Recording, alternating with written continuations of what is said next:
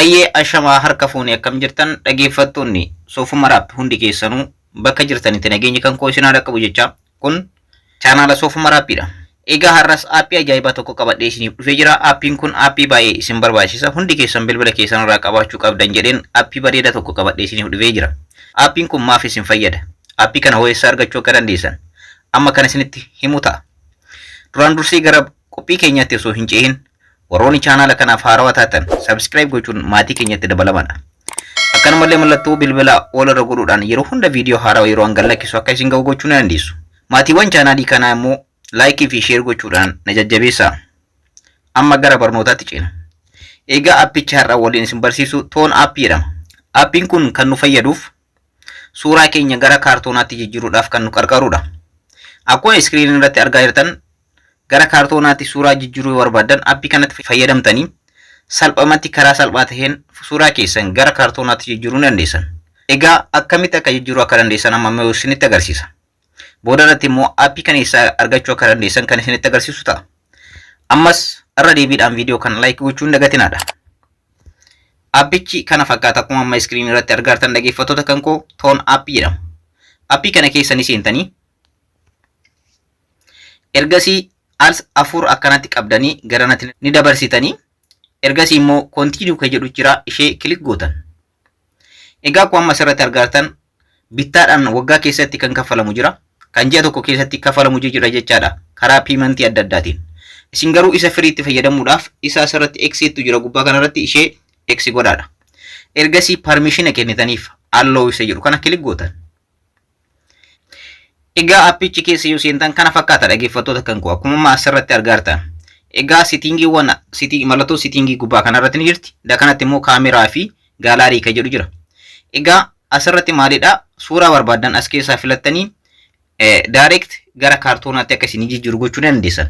Garuu kaameraas ka'uu ni dandeessan. Fakkeenyaaf kaameraa isa jedhu kana yoo tuqxan kilik gootan kaameraa isa jedhu kana kilik yoo gootan permission isin gaafata while using isa app isa jedhu kanarratti kilik gootan.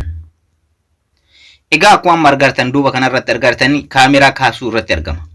Egaa kaameraa kana asuma irratti kaasuudhaan itti fayyadamuu dandeessan.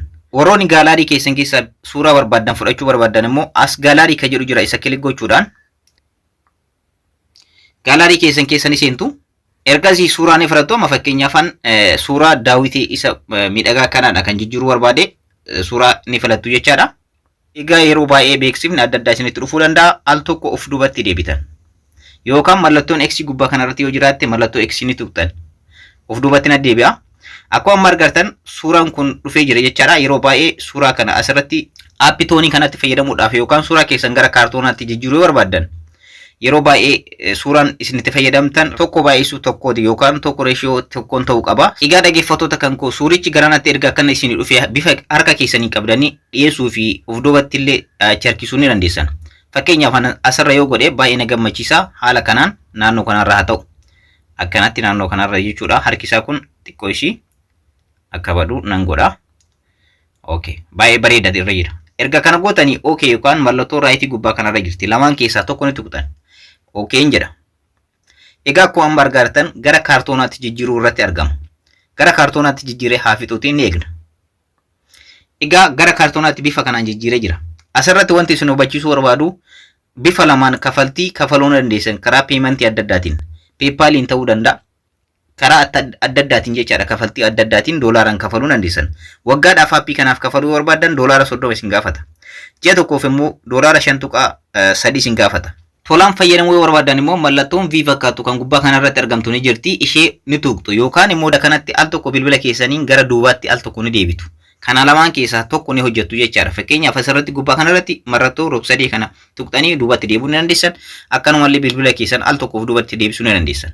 Yeroo of duubatti deebistan yeroo tokko akka beeksisa ilaaltaniif isin gaafata. Sababni isaas tolaan itti fayyadamna waan ta'eef tajaajila akka nuuf kennu innis tajaajila nurraa fayyadamuu waan qabuuf beeksisa nuuf fida. Beeksisa san ni ilaaltu. Of duubatti deebina al tokko. Akkuma amma argaa jirtan beeksisa Instagram yaardii naa fidee jira. Kanaafiyyuu erga inni fixee booda X mallattoon X ni jirti ishee al tokko kilik gootan. Egaa akkuma amma argaa jirtan bifa kanaan suuraa daawwitiidha bifa miidhagaa ta'een nuuf jijjiireera. Halluu adda addaatiin duuba isaa akkanatti jijjiiruu dandeessu. Halluu barbaadaniin jechuudha. Inni gubbaa irratti argitan inni amma isinitti mul'isaa jiru kun halluudhaan duuba isaa jijjiiruudha akka miidhaguutti jechuudha. Isin halluu barbaadan filachuu ni dandeessan. Akkuma amma argartan halluu baay'ee miidhagoo addunyaa kanarratti argaman hundi isaanii asirratti ni argamu. Isin kana keessa dabarsaatiin isin ka barbaadan godhachuu dandeessan. Akkanumallee dugda duuba isaa bifa miidhagaa ta'een akka kanatti suuraa adda addaa as kana kaa'ee jira. Suuraa kanaan illee fakkeenyaaf isa jalqabaa isa lammaffaa irratti argattan jedhee yaada. Isa sadaffaas bifa kanaan. Isa kana garuu garanatti fiduu fi garanatti deebisuu illee ni dandeessu. Haala kanaan jechuudha. Asirratti immoo suuraa kanallee akkana gochuu ni dandeessu. Bifa sadii isinii kenne jechaadha gubbaa kanarratti akkuma argartan. Karaa sadiin jechaadha akkatti miidhagsitan. Egaa inni akkanatti maratoo Pro ofirraa qabu kun kafaltii gaafata waan ta'eef isatti hin fayyadaminaadha. Isa bira dabartanii fakkeenyaaf as yoo dhuftan inni kunis bifa adda addaatu jira. Bifoota kanneen akkana dabarsaa kan isin miidhagsu keessaa laaladhaadha. Egaa garanas yoo dabartan wantoonni adda addaa ni jiru. Fakkeenyaaf amma isa kana yoo filattan haala kanaan jechuudha. Bifa kanaanis baay'een jiru jechaadha dhaggeeffattoota kan koo. Bifa kanaan tokko lama sadii jedhee haga jahatti filachuu ni dandeessan jechaadha dhaggeeffattoota kan koo. Haala kanaanis as argartanii tokko haga sadii afur maal jechaa ni deema jechaadha. Isa kanneen keessaa isin filachuu hin dagatinaadha. Egaa baay'eetu jira isin keessa deemaatii sirriitti ilaalaadha. Fakkeenyaaf asirratti argitan baay'ee tokko nama hawwata. Fakkeenyaaf inni kun baay'ee na gammachiiseera waan jedhuuf isin kaawwan keessa deemuudhaan ilaaluu ni dandeessan. Baay'een jiranii isin ka barbaadan keessaa filadhaadha. Ani garuu isa kana baay'ee na gammachiisee jira waan ta'eef isatti fayyadamuu ni danda'a na barbaada waan ta'eef isa kana argartanii fakkeenyaaf baay'ee miidhagaa kan ta'e. Eeyyee isa kana baay'ee nama gammachiisa haala ajaa'iba ta'een haala kanaan na jijjiiree jira. Isin ka barbaadan kanneen keessaa filachuu dandeessan jechuudha. Garuu asirratti yaadachiisa wanni isinii kennu asirratti mallattoo Pro ofirraa kan qabdu kana hin tuqinaadha. Sababni isaas kafaltii isin gaafata waan ta'eef. Tolaan garuu itti fayyadamuudhaaf isaan mallattoo Pro ofirraa hin qabne kan inni itti fayyadamaadha. Erga geessitanii booda dhaggeeffattoota kan bakki inni sirriitti isin jijjiiruu yoo kan jiraatu ta'e as mallattoo asii kana tuquudhaan bifa barbaadanii jechaadha. Mallattoo kanaan sirreessuu ni dandeessan jechaadha. Kanatti irra isaa sirreessuu ni dandeessanii. Anaaf garuu haala sirrii ta'e waan na jijjiireef itti fayyadamuu hin barbaadu. Kan gochuu na barbaachisu garuu waa tokko qofaadha. Appilaayi gochuu qofaadha.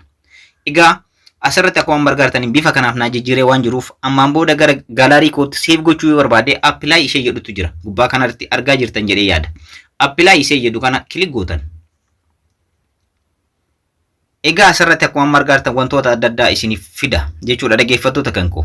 Seef godhaa isinii jedha isa jalqaba irratti argamu kana seef gochuu barbaadan gara gaalaarii keessanitti jechuudha. Instagraamaan namaaf erguu barbaadan akkanuma Feesbuukii fi WhatsApp, Imo wanta adda addaatiin azar appis ka jedhu kana yoo kilik gootan Imo, WhatsApp, Telegram maal wantoota social media hunda irratti nama barbaadaniif erguu ni dandeessan. Isin garuu gara bilbila keessanitti ergachuu barbaadan seef isa jedhu kana tuquudhaan seef gochuu ni dandeessan.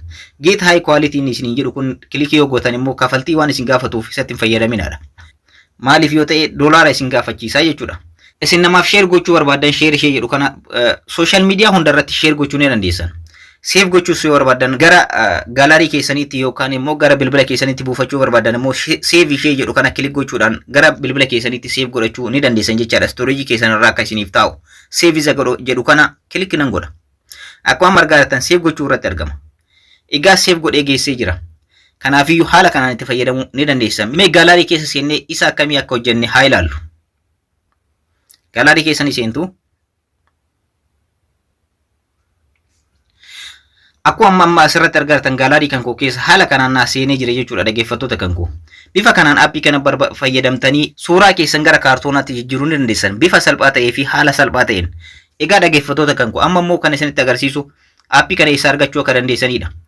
Play Store keessanii seentu. Ergasii bakka search baarii kanarratti salphamatti toon aappii jettanii barreessitu. Egaa inni jalqabarra isinii dhufu kana kilik gootan. Akkuma argaa jirtan kana aappichi kana fakkaata jechuudha dhaggeeffattoota kan koo. Akkuma argaa jirtan reetiin isaaf kennamellee 3+ waan ta'eef baay'ee cimaadha. Hanga ammaatti aappii kana buusee namoonni itti fayyadaman miliyoona 50 ol caalu. Kanaafiyyuu isinis aappii kana install gochuudhaan itti fayyadamaadha. Akkanumallee linkii aappii kana chaanaala kan koo kan Telegiraamaa irraa argachuu ni dandeessan.